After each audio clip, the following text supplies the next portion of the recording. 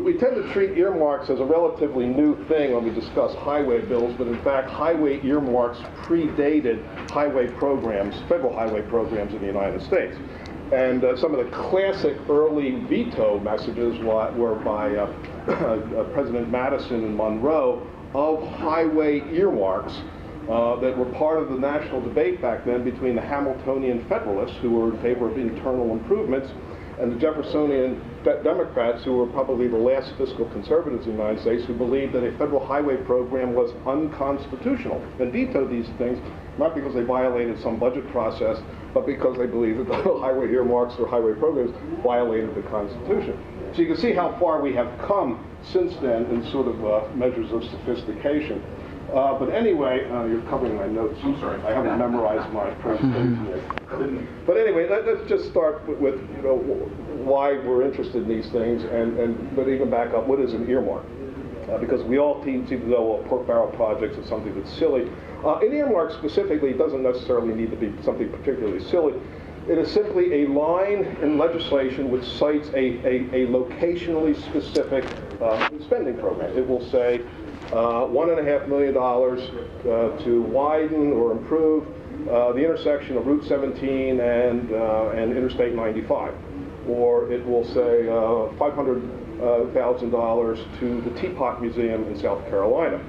And so you have these things. In the last highway bill, you had over 7,000 earmarks in it, and you had about 80 pages of detailed lists of about 6,000 of the earmarks. The other 2,000 were buried throughout the project.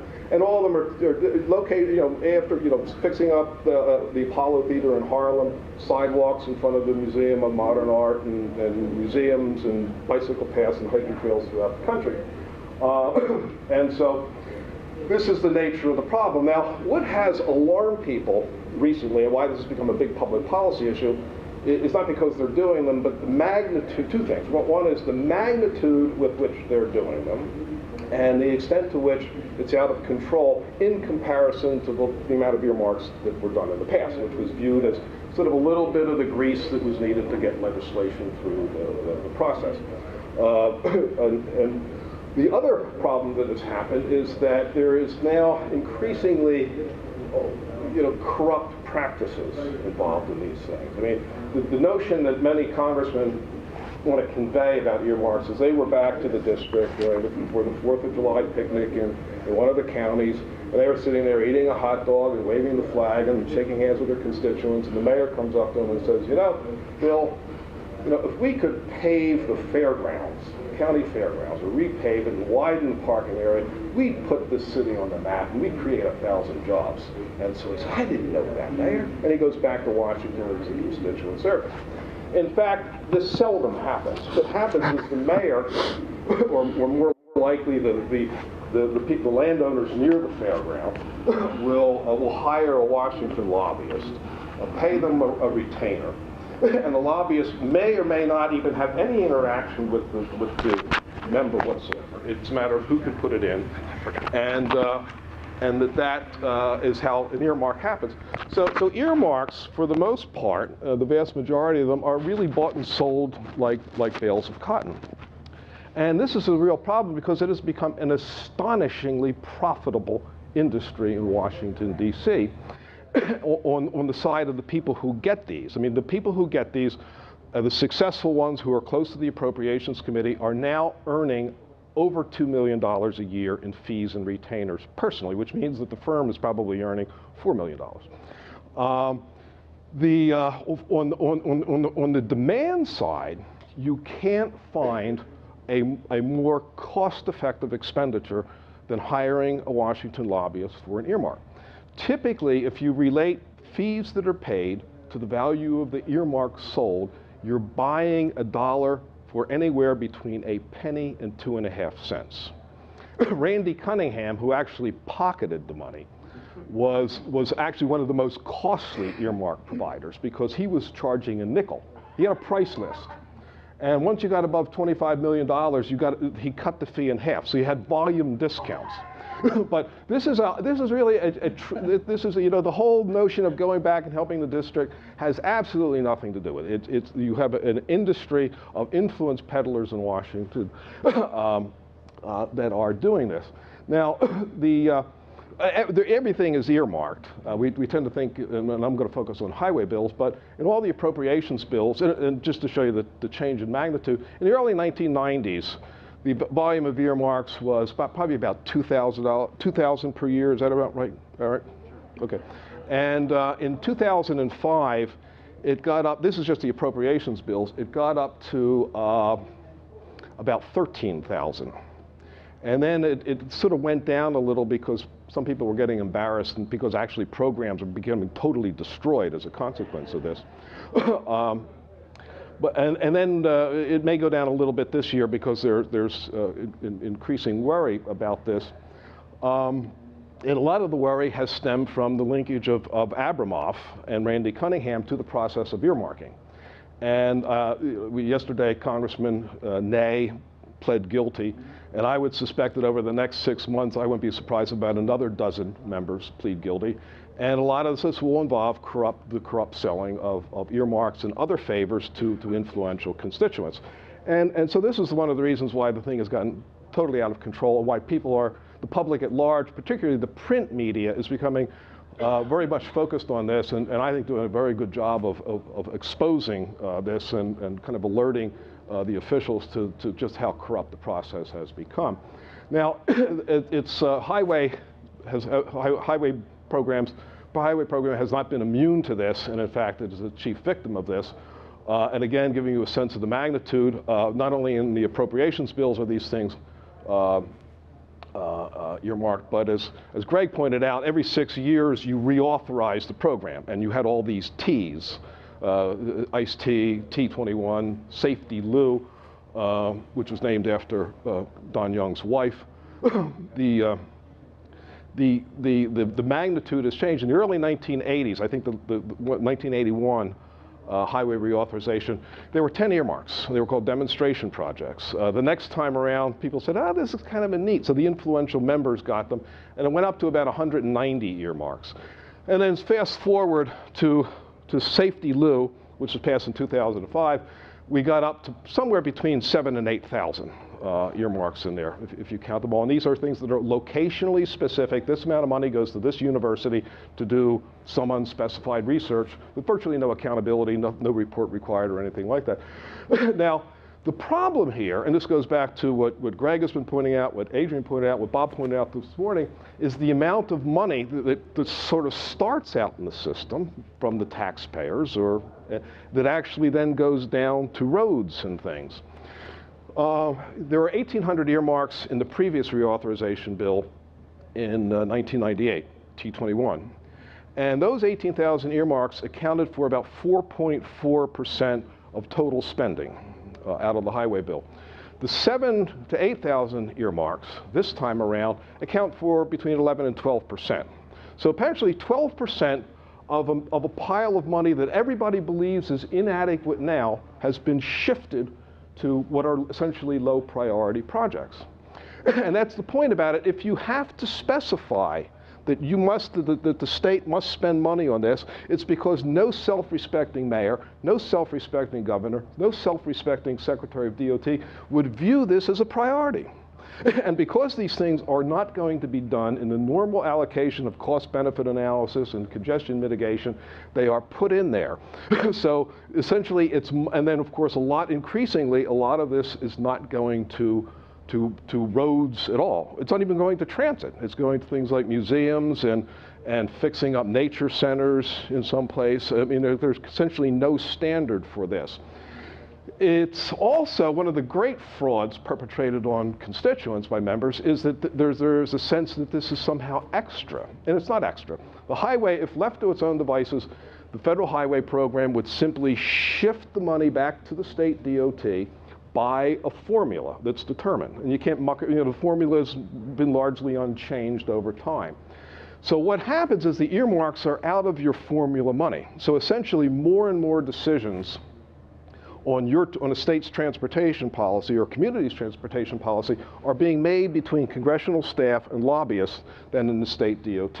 As I said now, with earmarks getting up to about 12%, and all the other diversions that occur, of which earmarks are just one, and not at this point necessarily the most extensive, more and more money is being diverted away from general purpose transportation, particularly roads. And even when the earmark is for a road, often that road, as we're discovering, is in front of a shopping center in which the member is a joint owner, okay? So we have suspicions about Denny Hastert buying a big plot of land that happened to be near an earmark that he got, or Jerry Lewis doing some of his campaign contributors and so on and so on. We're finding that more and more members are using earmarks to facilitate and enhance their own personal investments or those of family members. So it's not more money, we're wasting the money, and it's more of a diversion. And in many respects, if I move away from earmarks, these are just one of several diversions from core programs of mobility and congestion mitigation. Greg cited the CMAQ program, in which essentially money that used to go to highways now can go to anything but highways, because everybody knows highways don't mitigate congestion, they cause congestion. So that goes to bicycle paths, mostly to bicycle paths and transit. You also have another program that was enacted in one of the various T's called enhancements, in which 10%, and it's not a separate line item, it essentially says 10% of the surface transportation program money you get, which is one of the broad categories that you had discretion over, can be spent on anything but transportation. It can be spent on transportation-like things, providing that those like things provide no transportation. So for example, if you want to build a ship, have a ship built for a museum in one of your leading cities, enhancement money will do that because the ship is theoretically involved in transportation, but of course it won't provide any transportation. And as you go through town and if you drive down the highway and you see all these pretty flower gardens, those are funded by the enhancement money as well. So this stuff goes. Safety Lou had about 30 new categorical grant programs that weren't earmarks, but are another diversion, one of which, my favorite, is the Safe Routes to School, in which Safety Lou has essentially, for the first time in the history of America, federalized sidewalks. So we now have a federal sidewalk program that will only expand because who's opposed to kids walking safely to school? I mean, we don't want them to take dangerous school buses, we want them to walk. And obviously we need to build sidewalks so they can do that. And obviously they will become slimmer and trimmer, so it's kind of a twofer. You know, it helps health and it helps kids. And so we see more and more of this stuff. I calculate if you do all the earmarks and all the diversions, that in the most recent Safety Lou, only about 50% of the tax money that goes into the top actually goes out to general purpose roads. I mean, we've only touched the surface in the time in terms of what all the diversions are, but they are many and manifest, and if you go to any of our articles that we've written and are posted on our website, you can find that. So, you know, is there anything that can be done about this? Not much, for two reasons. First of all, the Constitution, all this is constitutional as the appropriators continue to tell us. Because the Constitution says Congress has all power to appropriate money, and there's nothing in the Constitution about doing it responsibly. So they argue that we're not doing anything wrong. We are permitted to do this. It's about as clear as a bell as far as things in the Constitution go. And so this is the way they operate. They have also found that it is a powerful, they believe anyway, a powerful way of sort of enhancing their personal wealth, of getting elected and serving their constituents, of raising campaign contributions. And so with doing all those important things, it's highly unlikely that they'll ever give it up.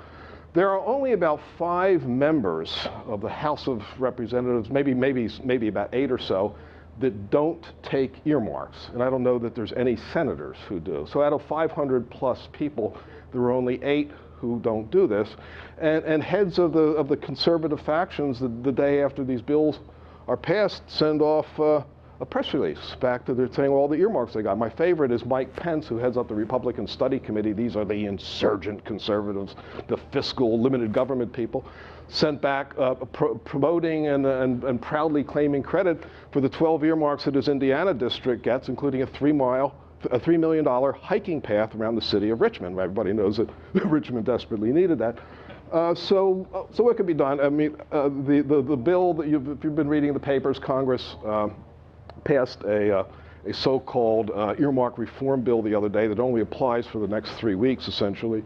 But this is what I call an important cosmetic change, and it's just sort of get them through the election. And so it's not to say that we are completely helpless. I believe that Congress, the federal Congress, the federal government, is no longer fit to manage a federal transportation program. It is beyond reform. Highway people have no seat at the table anymore. It's the environmentalists and virtually everybody else that can pay to play. And it's just going to get worse because, I mean, you can see even when they're concerned about corruption and linkages to Jack Abramoff, they are still defending the process. So my contention is that the way to do this is simply end the program. So we've been, at the Heritage Foundation, have been consistently supportive of turnback programs that were first introduced in the 1990s by Congressman Kasich and Senator Mack, picked up by Inhofe at one point, introduced legislation, Jeff Flake, and most recently Senator DeMint of South Carolina introduced turnback legislation. We had him over at the Heritage Foundation to talk. So, you know, I'm not particularly optimistic about this, but people are working on it, people are concerned. And for more information on earmarks, I did this lengthy paper, a primer on lobbyist earmarks and congressional reform. It really was too long to print and pass out and carry down here, but you can get it from our website if you have any interest in this topic. Thank you.